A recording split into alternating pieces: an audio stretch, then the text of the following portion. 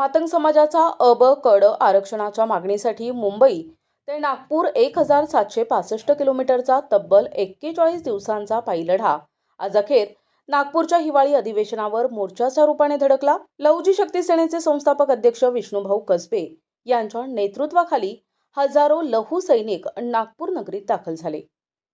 या मोर्चात महिलांची ठाम उपस्थिती, युवकांचा आक्रोश आणि इतर समाज बांधवांचा पाठिंबा स्पष्टपणे पाहायला मिळाला.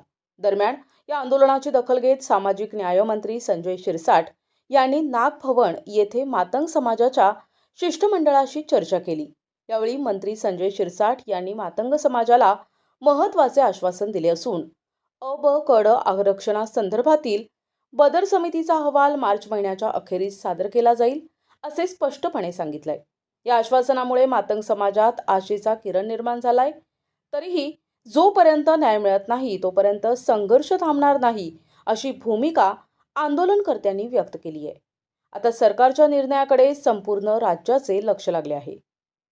सेनापती आदरणीय गेल्या 2 नोव्हेंबरपासून मुंबई येथून नागपूरच्या दिशेने चालत जात असताना सुद्धा आतापर्यंत सरकारनं आमच्या मागणीवर कुठलाही देशाचा अजून मांडलेला नाही.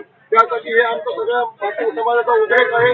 या सरकारकडून आम्हाला जो बाबाकडे वर्षाचा प्रश्न आहे तो अंमलबजावणी करावा आणि या लवकरच हा निर्णय जाहीर करून घोषणा करावी एवढी लहुजी शिक्षणाच्या वतीने मागणी आहे. क्रांतिकारी जय लहुजी साहेब. 1 ऑगस्ट 2024 रोजी माननीय देशाच्या सुप्रीम कोर्टाने निर्णय दिला आहे की ते अनुसूचित जातीचे 59 जातीचं अ-ब-क-ड वर्गीकरण त्या राज्याला देण्याचा अधिकार दिलेला आहे. या राज्यात देशाच्या 5 राज्यांनी आंध्र, कर्नाटक, तेलंगणा आणि कर्नाटक या सरकारने केलेलं आहे. परंतु पुरोगामी सरकार म्हणणार, फुलेशाह आंबेडकर सरकार म्हणणार या सरकारनं ठोंग घेतलेला आहे. अनुसूचित जातीचं अ-ब-क-ड आरक्षण वर्गीकरण मुद्दामून करत नाही. सरकार हिंदू आहे, आम्ही हिंदू आहोत, परंतु ठोप्याचं सोंग घेतलेल्या सरकारला जागे करण्यासाठी आम्ही मुंबईचे नागपूर आरक्षण वर्गीकरण महापर्यंत लहुजी शक्ती सेनेच्या वतीनं या ठिकाणी चालू आहे. नागपुरात कोणाचा जीव जातो की आम्ही कोणाचा जीव घेता की नाहीतर येणाऱ्या काळामध्ये मुख्यमंत्री असो, उपमुख्यमंत्री असो, पालकमंत्री असो त्याची गाड्या फोडण्याशिवाय आम्ही लहुजी शक्ती सेनेच्या मांगाच्या कट्टर मांगाच्या धान्यावर असे सगळे लहू सैनिक राहणार नाही. कारण आमची मागणी रास्त आहे. आम्हाला अनुसूचित जातीचा आरक्षणाचा वाटा मिळत नाही. पण आमचं हे भांडण सरकारच्या कोणा जातीचं नाही. प्रगत आणि पुढारल्या जाती आरक्षणाचा लाभ घेत आहेत, वंचित जाती घेत नाहीत. म्हणून आमचं हे सरकारशी भांडण.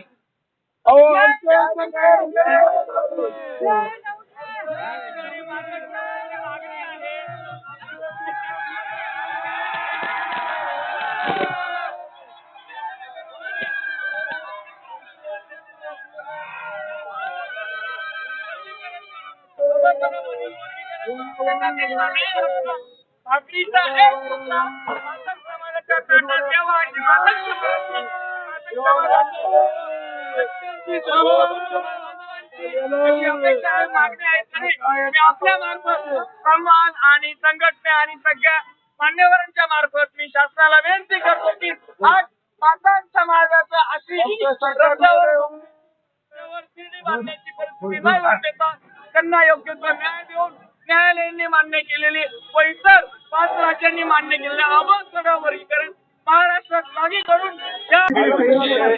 आपल्याला सांगेल की या ठिकाणी जो प्रवास सुरू झाला 2 नोव्हेंबरला पहिल्याच दिवशी चेंबूरमध्ये धोधो पावसाने 2 तास आम्हाला झोडपलं.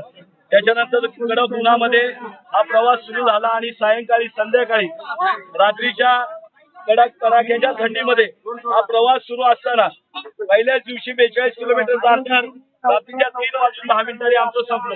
त्याच्यानंतर दुसऱ्या दिवसापासून रोज 40, 45, 50, 60, 65 किलोमीटर पर्यंत ही पदयात्रा या ठिकाणी दिवस रात्र चालू होती.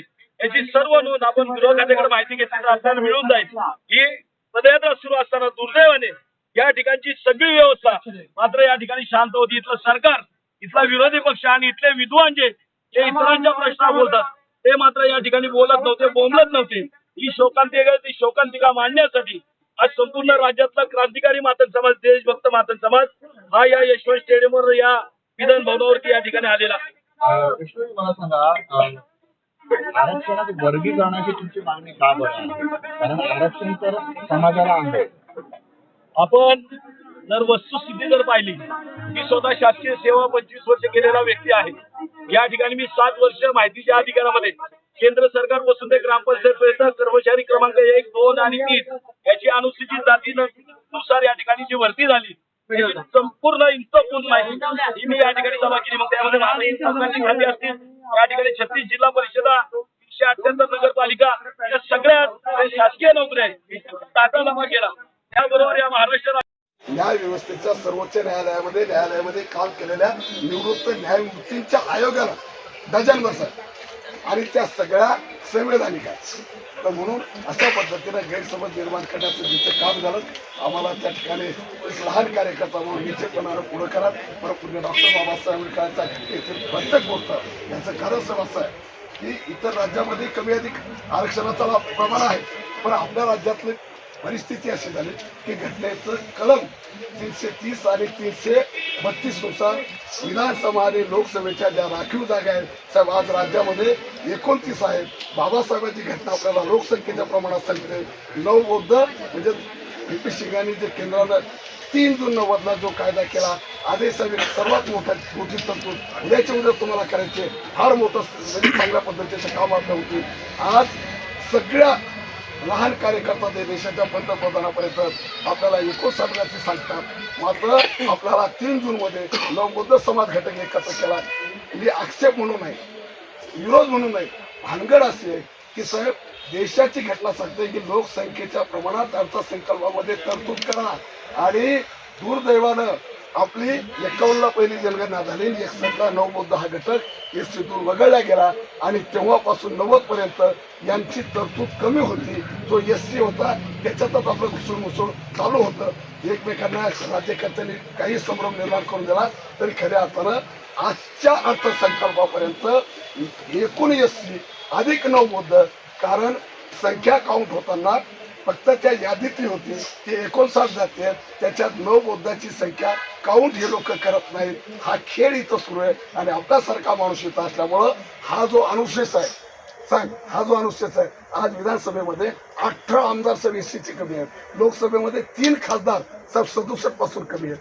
तर आपल्याला हात जोडून विनंती आहे की या अनुषंगाने सुद्धा आपण हात करतो म्हणून एक वेगळी अपेक्षा घेऊन या ठिकाणी आलो आणि संपूर्ण महाराष्ट्रातील तमाम जनता जनार्दनाच्या वतीनं अनुसूचित जाती संवर्गाच्या वतीनं आपण ही बातमी तात्काळ पूर्ण करावी अशी आग्रहाची विनंती करतो. आणि बाकी उर्वरित इतर मागण्याच्या अनुषंगानं बऱ्यापैकी काम आपलं सुरू आहे. 1 ते 13 मागण्याच्या अनुषंगाने उचित कार्यवाही. धन्यवाद. प्रतिनिधी रवींद्र खरात, NTV न्यूज मराठी, नागपूर.